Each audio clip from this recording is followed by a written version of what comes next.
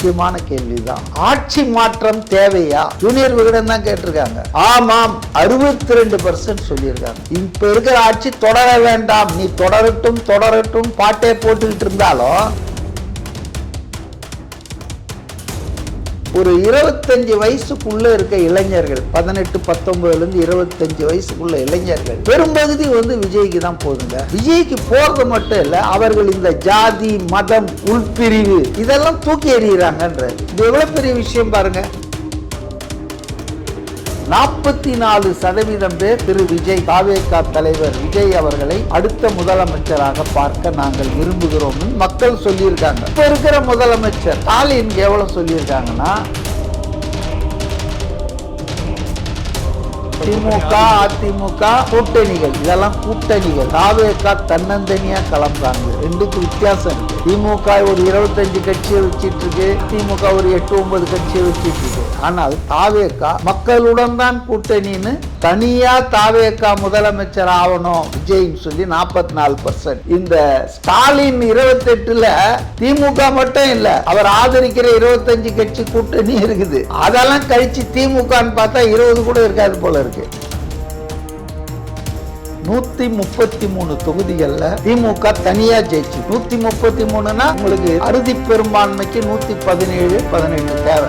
இன்னைக்கு நாங்க இவ்வளவு செஞ்சிட்டோம், சொல்லாததையும் செய்தோம், சொன்னதையும் செய்தோம், எல்லாமே டூப்புன்னு வச்சுங்களேன். சொன்னது ஒரு 100 உறுதிமொழி என்னால சொல்ல முடியும், எதையுமே நிறைவேற்றல, ஏமாத்திட்டாங்க. இப்ப இதே விகடன் என்ன சொல்றாங்கன்னா, அவங்களுக்கு மொத்தமா கொடுக்கிற சீட்டு 97. 97னா 133ல இருந்து 36 சீட்டு கம்மியா இருக்குது. அப்ப அது மக்கள் மதிப்பீட்டுல ஸ்டாலின் இறங்கிட்டாருன்னு அர்த்தம். நீங்க விளம்பரம் பண்ணலாம், பத்திரிகையில பண்ணலாம், யூடியூப்ல பண்ணலாம், ஆனா ஜனங்களுக்கு எல்லாம் தெரியுது இல்லையா? 97 சீட் அப்படின்னா என்ன? மக்கள் நீ ஆட்சியை அமைக்க வேண்டாம், அறுதி பெரும்பான்மை கொடுக்கலனால அதானங்க. ஒரு ஆளுங்கட்சிய மையமா இந்த ஜூனியர் விகடனுடைய இந்த சர்வே என்ன சொல்லுதுன்னா, ஒண்ணு, இந்த ஆட்சி தொடரக்கூடாது, விஜய் தான் முதலமைச்சராக இருக்க வேண்டும். பெண்களுக்கு நாங்க இதை செய்யறோம் அதை செய்யறோம் எல்லாம் சொன்னாலும், எல்லா சர்வேலையும் ஒரு விஷயம் என்னடான்னா, பெண்களுக்கு பெண்களின் ஆதரவு, பெண்கள் பிடிச்ச அரசியல்வாதின்னு பார்த்தா இன்னைக்கு விஜய் தான் இருக்காரு.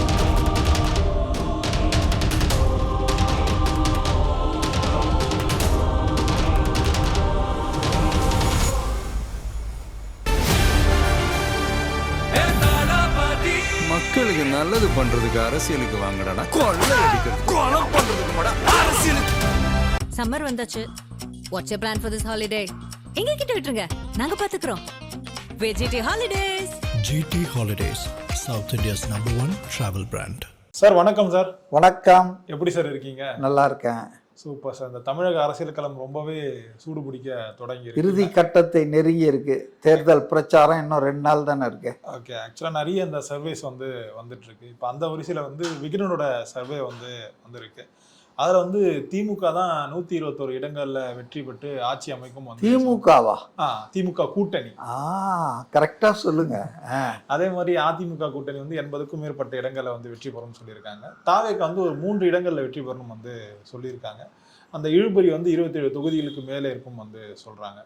ஆக்சுவலா இதை நீங்க எப்படி பாக்குறீங்க? முதல்ல இந்த சர்வே மாதிரி தான் நடக்குமா? முதல்ல கருத்து கணிப்பு என்ற பேர்ல இந்தியாவில் நடந்துட்டு இருக்கிறது பூராவே கருத்து திணிப்பு தாங்க. யாரோ ஒருத்தருடைய நலனுக்காக, யாரோ ஒருத்தரை ப்ரொஜெக்ட் பண்றதுக்காக இந்தியாவில் இந்த நல்ல அறிவியல் பூர்வமான விஞ்ஞான பூர்வமான ஒரு ஆய்வு தான் இது. ஆனா அதை இப்ப வியாபார ரீதியாக ஆக்கிட்டாங்க இந்தியாவில். அதுதான் இங்க பாத்தீங்கன்னா இருக்கிற குறை. ரெண்டாவது, இந்திய சூழலுக்கு அக்யூரஸியா யாருமே இது வரைக்கும் கணிச்சு சொல்ல முடியாதுங்க. நம்ம உதாரணத்துக்கு 2024 நாடாளுமன்ற தேர்தலில் இப்போ ஜூனியர் விகடன் இப்போ போட்டிருக்காங்க. இவங்களுக்கு அப்பாவுக்கு அப்பா ஆளுங்கெல்லாம் இந்தியா டுடே, அப்புறம் சி ஓட்டர், இவங்கெல்லாம் சேர்ந்து பண்ணாங்க. அதுல பாத்தீங்கன்னு சொன்னா டோட்டலா ஃபெயிலியர் ஆச்சுங்க. 400க்கு மேல் மோடி இந்த முறை வெல்வார். ஈவன் கான்ஸ்டிடியூஷனல் அமெண்ட்மெண்ட்டை கூட அதை மாத்துற அளவுக்கு 2/3 மெஜாரிட்டி அவர் கிடைக்கும்லாம் சிலாகித்தார்கள். ஆனா நடைமுறையில் தேர்தல் முடிவுகள் என்ன சொல்லிச்சுன்னா, சிம்பிள் மெஜாரிட்டி கூட கிடைக்கல. 400க்கு மேல் சொன்னவங்க 240 வந்து நின்னாங்க. ஏதோ 5-10 பிளஸ் ஆர் மைனஸ் அண்டர்ஸ்டாண்டபிள், யாரும் துல்லியமா யாராலும் சொல்ல முடியாது. 240 எங்க இருக்குது, 400 எங்க இருக்குங்க? அதாவது இவ்வளவு பெரிய வெற்றி பெறுவார்கள் என்று சொன்னவர்களுக்கு அந்த கூட்டணிக்கோ அந்த கட்சிக்கோ தனிப்பெரும்பான்மை கூட கிடைக்காம போனதை நம்ம பார்த்தோம். ஸோ அதனால இந்திய சூழல்ல நான் வந்து நம்புறதில்லை. அதாவது ப்ராப்பரா நடத்தினாலே அது வந்து ஃப்ளாப் ஆகும். இந்த அழகுல வந்து இப்ப தமிழ்நாட்டில் புற்றீசல் போல கருத்து கணிப்பு, ஒரு யூடியூப் சேனல், ஒரு டிவி சேனல், ஒரு டெய்லி எல்லாம் பண்ணிட்டு இருக்காங்க. ஸோ அதனால இதை வந்து நம்ம அவங்க சொல்றாங்க அவ்வளோதான், இது உண்மையா இருக்கும், இதுதான் நடக்கும், இதுதான் மக்கள் மனநிலை என்பதை எடுத்துக்கொள்ள மாட்டேன். அந்த பேக்ரவுண்ட்ல இப்ப நம்ம பேசுறோம். இப்ப நம்ம அதை பத்தி பேசுறதால இதெல்லாம் உண்மைன்னு எடுத்துக்கிட்டு விவாதிக்கிறோம் யாரும் நினைக்க வேணாம். இது உண்மை அல்ல, நம்ப தகுந்ததல்ல. ஆனாலும் இப்போ விகடன், ஜூனியர் விகடன்றதுக்கு ஒரு ரெப்புடேஷன் இருக்கு. அவங்க வந்து சொல்றாங்க. அப்ப அதுல இருக்கிற என்ன தவறுகள், என்ன சரி, என்ன தப்புன்றத ஒரு ஆய்வு பண்ணலாம், அவ்வளவுதான். இப்போ பொதுவா நான் கேட்கிறேன், ஒரு சட்டமன்ற தேர்தலில் 2 முக்கியமான பிரதானமான கேள்விகள் தான் மக்கள் மத்தியிலே எழும். ஒன்று, யார் அடுத்த முதலமைச்சரா வரணும், 5 வருஷத்துக்கு தங்களை யார் சிஎம் ஆக ஆளணும், இது ஒரு முக்கியமான மையமான கேள்வி. 2வது கேள்வி, இப்ப இருக்கிற அரசாங்கம் தொடரணுமா இல்லை இதை துரத்தணுமா? தொடரணும்னா தொடர வைப்பாங்க, துரத்தணும்னா துரத்த வைப்பாங்க. மற்ற எல்லா கேள்விகளும் வரும்னு வச்சுங்க, தேர்தல் களத்துல உலா வரும். ஆனா நான் சொல்ற இந்த 2 தான் மையமான பிரச்சனைகள். இந்த பிரச்சனைகள்ல ஜூனியர் விகடன் என்ன தவறு பண்ணியிருக்கு, என்ன சொல்லி இருக்குது அப்படின்றத நம்ம விவாதிக்கலாம். உதாரணத்துக்கு முதல் விஷயத்துக்கு வரேன். ஒரு 5 பாயிண்ட் தான் நான் பேச விரும்புகிறேன். 2026 மக்களால் அடுத்த முதல்வர் அமைச்சராக பார்க்க விரும்புபவர் யார், அல்லது ஃபியூச்சர் சிஎம்மா மக்கள் யாரை லைக் பண்றாங்க அப்படின்றது தான் ஜூனியர் விகடன் ஃபிகர் தான், நான் என் சொந்த ஃபிகர்ல. அதுல அவங்க என்ன சொல்றாங்கன்னா 44% பேர் திரு விஜய், தாவேகா தலைவர் விஜய் அவர்களை அடுத்த முதலமைச்சராக பார்க்க நாங்கள் விரும்புகிறோம் மக்கள் சொல்லியிருக்காங்க. இந்த மையமான 2 கேள்வியை ஒட்டி தான் நான் பேசுறேன். 44% வந்து விஜய் அவர்கள் அடுத்த முதலமைச்சரா தமிழ்நாட்டுக்கு வரணும்னு கருத்து சொல்லியிருக்காங்க. இப்ப இருக்கிற முதலமைச்சர் ஸ்டாலினுக்கு எவ்வளவு சொல்லியிருக்காங்கன்னா 28 பேர், வெறும் 28 பேர் அவர் தான் அடுத்த முதலமைச்சரா வரணும். இல்ல சார், அது 28% எடுத்துக்கலாமா, இல்ல 28 பேர்? 28% தான் நான் சொல்றதெல்லாம் பர்சன்டேஜ் தான். 3வதா வந்து முன்னாள் முதலமைச்சர். 3 அணி தானே மோதுது. நிறைய அணிகள் இருந்தாலும் இந்த தேர்தல் களத்துல 6-7 அணிகள் இருக்கு. கவனிக்கப்பட வேண்டிய முக்கியமான 3 அணிகளாக திமுக, அதிமுக கூட்டணிகள். இதெல்லாம் கூட்டணிகள். தாவேகா தன்னந்தனியா களம் காண்கு. 2க்கு வித்தியாசம் இருக்கு. திமுக ஒரு 25 கட்சியை வச்சிட்டு இருக்கு, அதிமுக ஒரு 8-9 கட்சியை வச்சிட்டு இருக்கு. ஆனால் தாவேகா மக்களுடன் தான் கூட்டணின்னு தனியா நிக்குது. இந்த வித்தியாசத்தை பார்க்க நம்ம மறந்துடக்கூடாது. இந்த ஓட் ஷேர்ல கூட நீங்க பார்க்கணும். தனியா தாவேகா முதலமைச்சர் ஆகணும் விஜய்ன்னு சொல்லி 44%. இந்த ஸ்டாலின் 28ல திமுக மட்டும் இல்ல, அவர் ஆதரிக்கிற 25 கட்சி கூட்டணி இருக்குது. அதெல்லாம் கழிச்சு திமுகன்னு பார்த்தா 20 கூட இருக்காது போல இருக்கு. புரியுதுங்களா? அந்த வித்தியாசத்தை நம்ம புரிஞ்சுக்கணும்.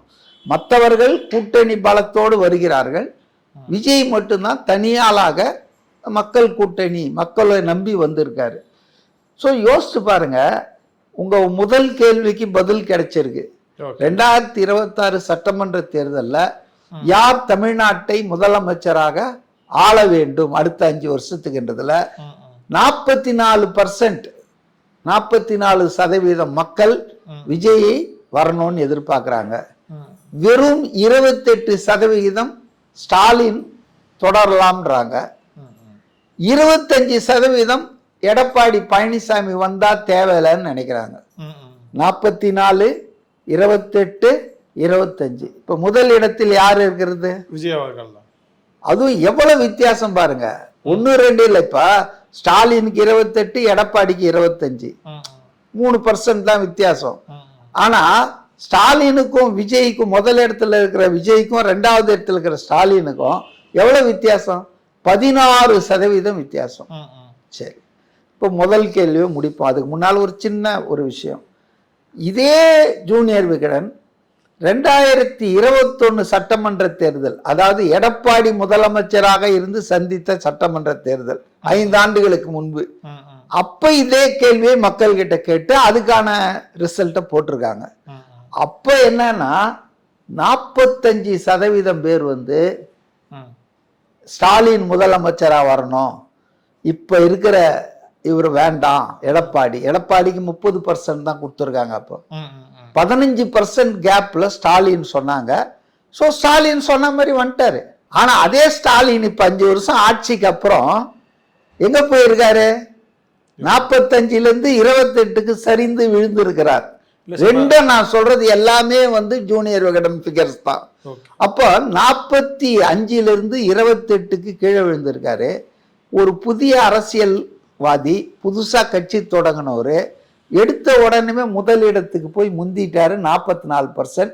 இப்போ அவருக்கும் இவருக்கும் வித்தியாசம், எடப்பாடிக்கும் ஸ்டாலினுக்கும் 2021ல 15% வித்தியாசம் இருந்தது.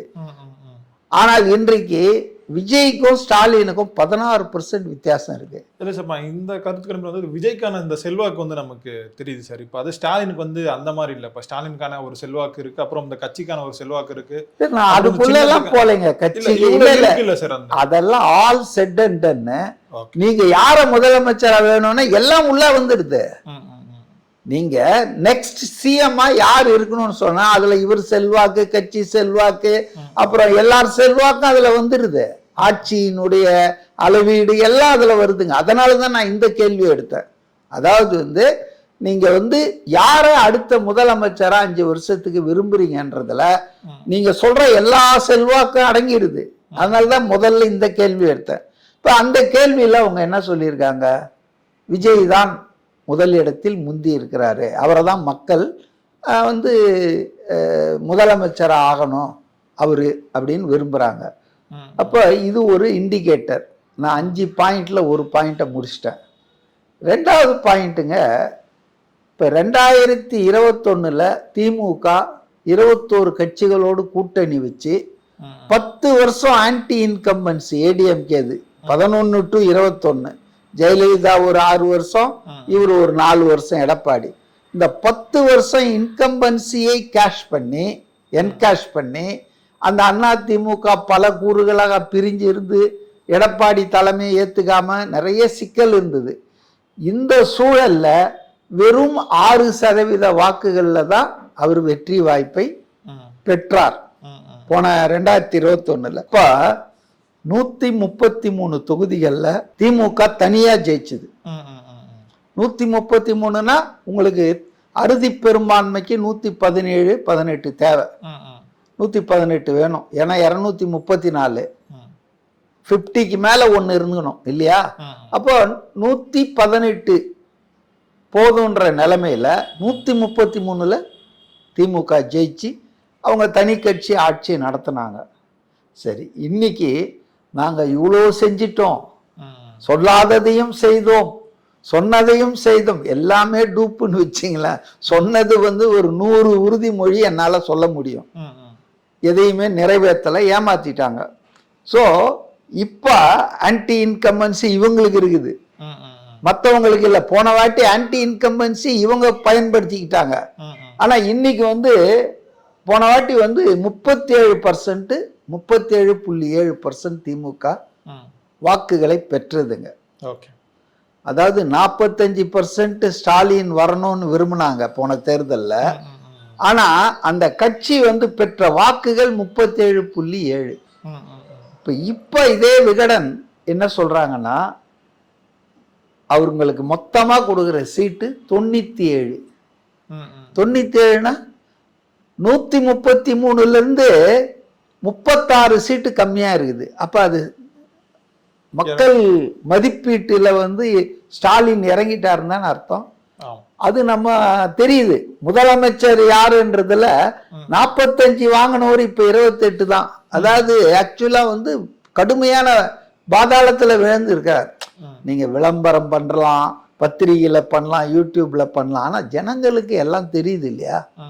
அதனால பாத்தீங்கன்னா 97 சீட் அப்படின்னா என்ன? மக்கள் நீ ஆட்சியை அமைக்க வேண்டாம், அறுதி பெரும்பான்மை கொடுக்கலன்னால அதானங்க. ஒரு ஆளுங்கட்சிய தொடரட்டும் தொடரட்டும் நீங்க கத்திக்கிட்டே இருக்கீங்க, தொடர வேண்டாம் என்று மக்கள் தீர்ப்பு சொல்லியிருக்காங்க. 97 சீட்டா குறைச்சிருக்காங்க. இதெல்லாம் உண்மையா இருக்கும், இதுதான் நடக்கும்லாம் நான் சொல்ல. இவங்க கொடுத்துருக்கிற அவங்க பொருளை எடுத்து அவங்கள அடிக்கிறேன், வேற ஒன்றும் இல்லை. இந்த ஜூனியர் விகடன்ல நான் 2 கேள்வி சொன்னேன், மையமான கேள்வி. ஒன்று, இந்த ஆட்சி தொடரணுமா அப்படின்னு மக்கள் தீர்ப்பு கொடுப்பாங்க. இன்னொன்று, யார் முதலமைச்சரா நெக்ஸ்ட் 5 இயர்ஸ் நமக்கு ஆளணும். முதல் கேள்விக்கு நல்லாவே பேசி முடிச்சிட்டோம். விஜய் தான் முதலமைச்சரா வரணும்னு 44% பேர் விரும்புறாங்க. அவருக்கு அடுத்து வர்றவர் 28 தான், அதுக்கு அடுத்து வர்றவர் 25% தான். ஸோ இவங்க 2 பேரை விட்டுருங்க. முதலிடத்தில் இருப்பவர் ஒருவர் தானே முதலமைச்சர் ஆக முடியும். சரி, ரைட். இப்போ இந்த ஆட்சி தொடரணுமா துரத்தணுமா? இது 2வது முக்கியமான கேள்வி. தொடரணும்னு சொன்னா உங்களுக்கு 133க்கு மேல 140 கொடுப்பாங்க, இல்ல 140 கொடுப்பாங்க, 134 கொடுப்பாங்க, இல்ல 130 கொடுப்பாங்க, இல்ல 118 கூட கொடுப்பாங்க. ஆனா இங்க என்ன சொல்லியிருக்காங்க? துரத்தணும்னு சொல்லியிருக்காங்க. வெறும் 97 என்று சொன்னால் திமுகவை மட்டும் நான் சொல்றேன். 133 திமுக மட்டும் தான் நான் சொல்றேன். So 133 was reduced to just 97. That means single party governmentோ சிம்பிள் மெஜாரிட்டியோ திமுகவால் கொடுக்க முடியாது, கொடுக்க வேண்டாம் என்று மக்கள் தீர்ப்பளிச்சிருக்காங்க. புரியுதுங்களா? அப்போ இது வந்து இந்த 2 கேள்விக்கு மட்டும் நான் சொல்லிட்டு அப்புறம் மற்ற விவரங்கள் போலாம். மெயினான கேள்வி, முதலமைச்சரா விஜய் வரணும், ஸ்டாலின் ஆட்சி தொடரக்கூடாது. இந்த 2 மெசேஜ் தான் இந்த Junior Vikatan entire district wise constituency wise எல்லாம் போட்டு அலசியிருக்காங்க இல்லையா? அதனுடைய மைய பொருளை நான் டீகோட் பண்றது இதுதான். அவ்வளவுதான் நினைக்கிறேன். அடுத்தது, இப்ப திமுக மட்டும் பாதிக்கப்படலைங்க. இத கூட்டணி சேர்ந்தாங்கல்ல, உன்ன நம்பி நான் கேட்டேன், என்ன நம்பி நீ கேட்டன்ற மாதிரி கூட்டணியும் அடி வாங்குது. அதுல உதாரணம் என்னன்னா, காங்கிரஸ் வந்து 2021 all figures I refer is from junior Vikatan. நான் ஒன்றும் புது ஃபிகர் கொடுக்கல. 2021 25 தொகுதிகளில் போட்டியிட்டு 18 தொகுதியில ஜெயிச்சாங்க 2021. இன்னைக்கு 28 தொகுதியில போட்டி போட்டிருக்காங்க, 3 தொகுதி எக்ஸ்ட்ரா வாங்கினாங்க. ஆனா இவங்க ப்ரொஜெக்டட் தான், அது ஆக்சுவல் இல்லை. திமுகவை மட்டும் மக்கள் வந்து பனிஷ் பண்ணல. இவங்க கொடுத்திருக்கிற இந்த சர்வே படி திமுகவோடு சேர்ந்து அதன் கூட்டணி கட்சிகளையும் பனிஷ் பண்ணியிருக்காங்கன்றதா அவங்க கொடுத்திருக்கிற புள்ளி விவரங்கள் எனக்கு சொல்லுது. 25 தொகுதிகளில் 2021 போட்டியிட்ட காங்கிரஸ் 18 தொகுதிகளில் வெற்றி பெற்றது. ஆனா அதே காங்கிரஸ் 28 தொகுதியா 3 தொகுதி அதிகமா வாங்கி போட்டிட்டு இருக்கு. இவங்க என்ன சொல்றாங்கன்னா 10 தொகுதிகளில் தான் வெற்றி பெறும்ன்றாங்க. ஸோ இதை கூட நீங்க சொல்லலாம், கூட்டணி அவங்க ரொம்ப சண்டை போட்டுட்டு இருக்காங்க சார், ராகுல் காந்தி ஸ்டாலின் சேர்ந்து வரல, ராகுல் காந்தி ஒரு நாள் தான் வந்தாரு, காங்கிரஸுக்கும் திமுகவுக்கும் ஒரே ஜெல்லாவில் அலையன்ஸ், அதனால இருக்கலாம் சார்னு கூட சொல்லலாம், விட்டுறேன். விசிகே ரொம்ப ஜெல்லானவர், அதாவது வெள்ளை காக்கா பறக்குதுன்னு ஸ்டாலின் சொன்னார்னா ஆமா சார் 2 பார்த்தேன் சார்னுவாரு திரும்ப, அந்த மாதிரி ஆளு. இப்போ விசிகே போன வாட்டி 6 தொகுதி, போன வாட்டினா 2021 6 தொகுதிகளில் போட்டியிட்டு 4 வென்றது. இந்த முறை 8 தொகுதி, 6ன்றது 2 எக்ஸ்ட்ரா, காங்கிரஸ் மாதிரி அது 3, இது 2 எக்ஸ்ட்ரா, 8 தொகுதியில போட்டிட்டு வெறும் 3 தொகுதிகளில் தான் அது வெற்றி பெறும் இவங்க சொல்லியிருக்காங்க. இவங்க கணக்கை தான் சொல்றேன். அப்போ காங்கிரஸுக்கு குறைஞ்சதுக்கு காரணம் அவங்க 2 கட்சியும் ஜெல்லாவில் கொஞ்சம் பாலிமிக்ஸ் பண்ணிட்டு இருந்தாங்க கடைசி 3 மாசம். ராகுல் காந்தி காங்கிரஸ் இதெல்லாம் சிக்கல் இருந்ததுன்னு சொன்னா கூட விசிகேவை அப்படி சொல்லவே முடியாது. ஏன்னா விடுதலை சிறுத்தை கட்சி வந்து அப்படியே சும்மா ஜாடிக்கேத்த மூடி மாதிரி திமுகவோட ஐக்கியம் ஆயிட்டாங்க. அப்ப அவங்களுக்கும் வந்து அடி வாங்குறாங்க. அதான் 6ல் 4 ஜெயிச்சவங்க இப்ப 8ல் 3 தான் ஜெயிப்பாங்கன்னா அடி வாங்குறாங்க அவங்களும். அடுத்தது பாத்தீங்கன்னா MDMK மறுமலர்ச்சி கட்சி, திராவிட முன்னேற்ற கழகம், வைகோ, அவரு 6ல் போட்டிட்டு 4ல் ஜெயிச்சாரு. இந்த வாட்டி அவருக்கு 4 தான் கொடுத்தாங்க, 6 கொடுக்கல, குறைச்சிட்டாங்க 2. அதுல 1 தான் ஜெயிப்பாங்கன்னு ஜூனியர் விகடன் சொல்லுது. அப்போ திமுக மட்டும் மக்கள் தண்டிக்கல, திமுகவோடு இருக்கிற எல்லா கட்சிகளையும் கூட்டணி கட்சிகளையும் சேர்த்து தான் தண்டிச்சிருக்கிறாங்க. அப்ப இந்த கூட்டணியை மக்கள் விரும்பல, ரசிக்கல, இந்த ஆட்சி தொடரணும், இந்த கூட்டணி ஆளணும் அப்படின்ற மாதிரி சொல்லல. அடுத்தது 4வது கேள்வி, முக்கியமான கேள்விதான், ஆட்சி மாற்றம் தேவையா? ஜூனியர் விகடன் தான் கேட்டிருக்காங்க, ஆட்சி மாற்றம் தேவையா? ஆமாம் 62% சொல்லியிருக்காங்க. இப்ப இருக்கிற ஆட்சி தொடர வேண்டாம், நீ தொடரட்டும் தொடரட்டும் பாட்டே போட்டுக்கிட்டு இருந்தாலும் தொடரக்கூடாது, தொடர வேண்டாம், துரத்தப்பட வேண்டும்னு 62 பேர் ஆட்சி மாற்றம் தேவை எஸ், வேண்டாம் இருக்கட்டும்ன்றவங்க வெறும் 38%. இப்போ 2/3 உங்களுக்கு வந்து நீங்க போகணும்னு நினைக்கிறாங்க. அப்ப விஜய் முதலமைச்சரா வரணும்ன்றது அதிகமான மக்கள் சொல்லியிருக்காங்க. தனிப்பெரும்பான்மையே திமுகவுக்கு கிடைக்காது அப்படின்றதையும் ஜூனியர் விகடன் சொல்லுது. திமுக மட்டும் அடி வாங்கல, அது கூட்டணி கட்சிகளும் அடி வாங்குதுன்னு சொல்றாங்க. ஃபைனலா ஆட்சி மாற்றம் நடந்தே தீரணும், ஆட்சி மாற்றம் வந்து நடந்தே தீரணும்ன்றதையும் 62% ஆக பெரும்பான்மை விரும்புறாங்க. அடுத்தது திமுக வெற்றி பெறுமா, அதிமுக வெற்றி பெறுமா, தாவேகா வெற்றி பெறுமா? இது ஒரு ஜெனரல் கொஸ்டின். இந்த கொஸ்டினை கேட்கும்போது 36% திமுக வெற்றி பெறும் சொன்னதாக சொல்றாங்க, 33% அதிமுக வெற்றி பெறும் சொன்னதா சொல்றாங்க, 27% தாவேகா வெற்றி பெறும் சொன்னதாக. இது ஒரு ரிலவென்ட் ஃபேக்டரே கிடையாதுங்க. இது நான் சொன்ன இந்த 4 கேள்விகள் தான் ரிலவென்டான ஃபேக்டர். அப்போ ஜூனியர் விகடன்ல அவங்க என்னென்னவோ எழுதுறாங்க, போறாங்க, வராங்க. ஆனா அந்த மையமான விஷயத்தை நான் எடுத்திருக்கிறேன். இதுல எது டிஸ்பியூட்டுக்கும் நான் என்னுடைய ஃபிகர்ஸை சொல்ல, என்னுடைய இன்டர்பிரிட்டேஷன் தான் எழுது. அப்போ இன்னைக்கு கள நிலவரத்தை பார்க்கிறவன்ற முறையில, மக்கள் மனநிலையை ஓரளவுக்கு படிக்கிறோன்ற முறையில இது வந்துங்க சரியான விஷயத்தை தான் சொல்லியிருக்கு. இந்த வந்து சீட்டு கீட்டெல்லாம் நம்ம கணக்குல போட முடியாது. 400 மேலன்னு சொல்லி 250 வந்த கதை தான் அதெல்லாம். நான் மையமான புள்ளிகளை எடுக்கிறேன், ஃபிகர்ஸ்க்குள்ள நான் போல, பர்சன்டேஜுக்குள்ள நான் போல. மையமா இந்த ஜூனியர் விகடனுடைய இந்த சர்வே என்ன சொல்லுதுன்னா, இதன் செய்தி என்ன அப்படின்னா, 1, இந்த ஆட்சி தொடரக்கூடாது, விஜய் தான் முதலமைச்சராக இருக்க வேண்டும், கூட்டணி கட்சிகளுக்கும் திமுகவுக்கும் தண்டிக்கிறார்கள் மக்கள். இப்போ ஜனநாயகத்தில் என்னன்னா மேண்டேட்டுன்னுவாங்க.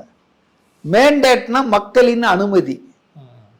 அதாவது நீங்க எங்களை ஆளலான்னு மக்கள் கொடுக்குற அனுமதி தான் அந்த தேர்தல்கள். அது whether it is for parliamentary or assembly.